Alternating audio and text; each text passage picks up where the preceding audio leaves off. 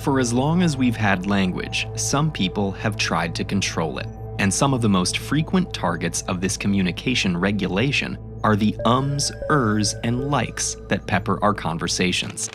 Ancient Greek and Latin texts warned against speaking with hesitation.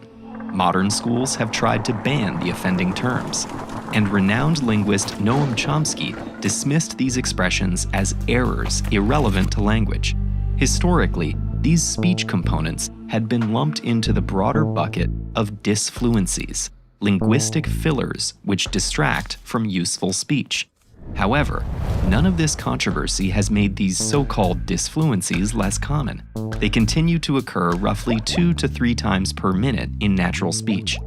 And different versions of them can be found in almost every language, including sign language.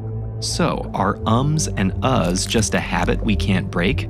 Or is there more to them than meets the ear? To answer this question, it helps to compare these speech components to other words we use in everyday life. While a written word might have multiple definitions, we can usually determine its intended meaning through context. In speech, however, a word can take on additional layers of meaning. Tone of voice, the relationship between speakers, and expectations of where a conversation will go can imbue even words that seem like filler with vital information. This is where and come in, or and tuota and eto and ano. Linguists call these filled pauses, which are a kind of hesitation phenomenon. And these seemingly insignificant interruptions are actually quite meaningful in spoken communication. For example, while a silent pause might be interpreted as a sign for others to start speaking, a filled pause can signal that you're not finished yet. Hesitation phenomena can buy time for your speech to catch up with your thoughts, or to fish out the right word for a situation. And they don't just benefit the speaker. A filled pause lets your listeners know an important word is on the way. Linguists have even found that people are more likely to remember a word if it comes after a hesitation.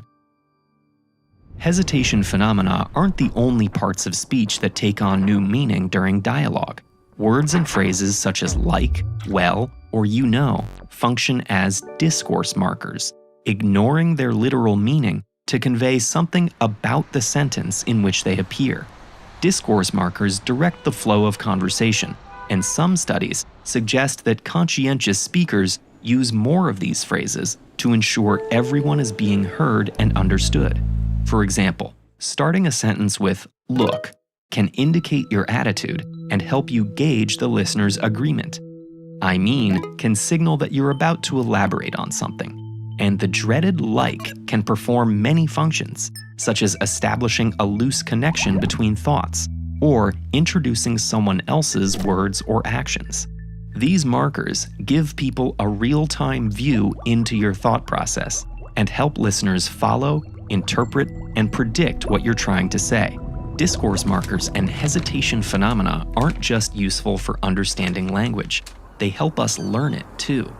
In 2011, a study showed toddlers common and uncommon objects alongside a recording referring to one of the items. When a later recording asked them to identify the uncommon object, toddlers performed better if that instruction contained a filled pause.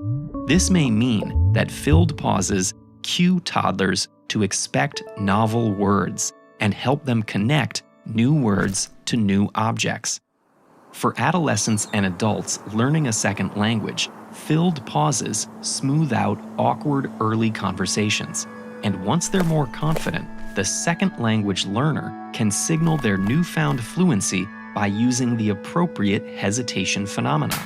Because contrary to popular belief, the use of filled pauses doesn't decrease with mastery of a language. Just because hesitation phenomena and discourse markers are a natural part of communication doesn't mean they're always appropriate. Outside of writing dialogue, they serve no purpose in most formal writing. And in some contexts, the stigma these social cues carry can work against the speaker. But in most conversations, these seemingly senseless sounds can convey a world of meaning. You're never too young to start honing your skills as a speaker. Get started with TED-Ed Student Talks, a program connecting young people around the world through the power of spoken word. Visit ed.ted.com/student talks because everyone has an idea worth sharing.